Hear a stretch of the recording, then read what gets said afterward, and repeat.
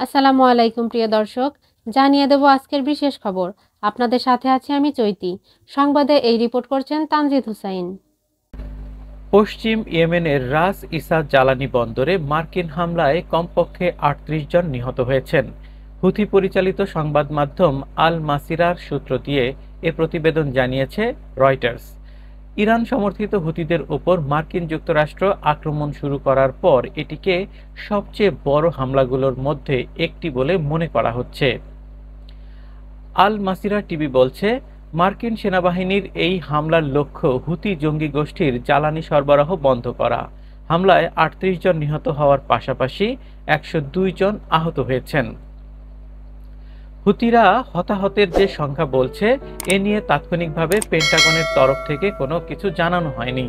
তবে US central command এক্সে দেওয়া একটি পোস্টে বলছে, এই হামলার উদ্দেশ্য ছিল হুতিদের ক্ষমতার অর্থনৈতিক উৎসকে ভেঙে দেওয়া।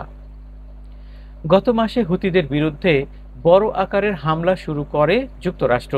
দেশটি বলছে যে লোহিত সাগরের জাহাজে হুতিদের আক্রমণ বন্ধ না হওয়া পর্যন্ত তারা থামবে না। ২০২৩ সালের নভেম্বর থেকে হুতিরা লোহিত সাগরে চলাচলকারী বেশ কিছু জাহাজে ড্রোন ও ক্ষেপণাস্ত্র হামলা চালিয়েছে। হুতিরা বলছে, তারা গাজা যুদ্ধের প্রতিবাদে ইসরায়েলের সাথে সংযুক্ত জাহাজগুলোকে লক্ষ্য করে হামলা চালিয়েছে।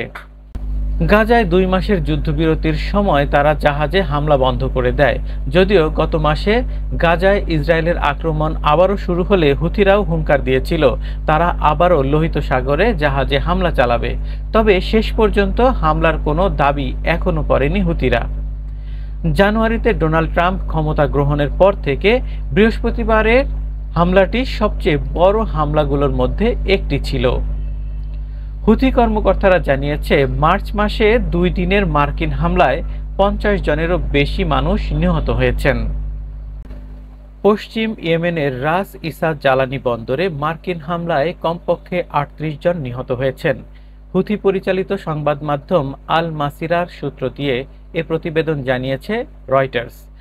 ইরান সমর্থিত হুতিদের ওপর মার্কিন যুক্তরাষ্ট্র আক্রমণ শুরু করার পর এটিকে সবচেয়ে বড় হামলাগুলোর মধ্যে একটি বলে মনে করা হচ্ছে। আল মাসিরা টিভি বলছে, মার্কিন সেনাবাহিনীর এই হামলার লক্ষ্য হুতি জঙ্গি গোষ্ঠীর জ্বালানি সরবরাহ বন্ধ করা। হামলায় ৩৮ জন নিহত হওয়ার পাশাপাশি ১০২ জন আহত হয়েছেন। হুতিরা হতাহতের যে সংখ্যা বলছে, এ নিয়ে তাৎক্ষণিকভাবে পেন্টাগনের তরফ থেকে কোনো কিছু জানানো হয়নি। তবে ইউএস সেন্ট্রাল কমান্ড এক্সে দেওয়া একটি পোস্টে বলছে, এই হামলার উদ্দেশ্য ছিল হুতিদের ক্ষমতার অর্থনৈতিক উৎসকে ভেঙে দেওয়া।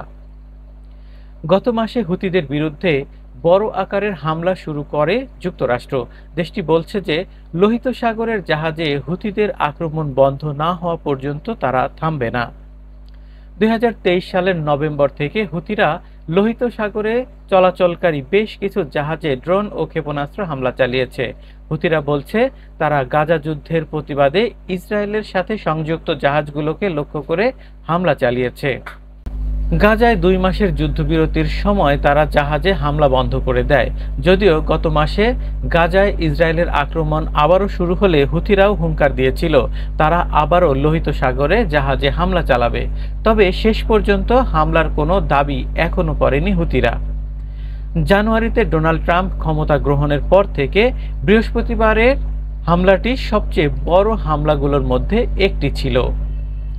হুথি কর্মকর্তারা জানিয়েছে, মার্চ মাসে ২ দিনের মার্কিন হামলায় ৫০ জনেরও বেশি মানুষ নিহত হয়েছেন। প্রিয় দর্শক, আজ এ পর্যন্তই। নতুন কোনো খবর নিয়ে আবার হাজির হব। সে পর্যন্ত সবাই ভালো থাকবেন। চ্যানেলটিকে সাবস্ক্রাইব না করা থাকলে এখনই সাবস্ক্রাইব করুন এবং পাশে থাকা বেল আইকনটি বাজিয়ে দিন। আর ফেসবুক থেকে দেখে থাকলে ফলো দিয়ে রাখবেন। এতে সবার আগে আপডেট নিউজ পেয়ে যাবেন আপনার নোটিফিকেশনে। আসসালামু আলাইকুম।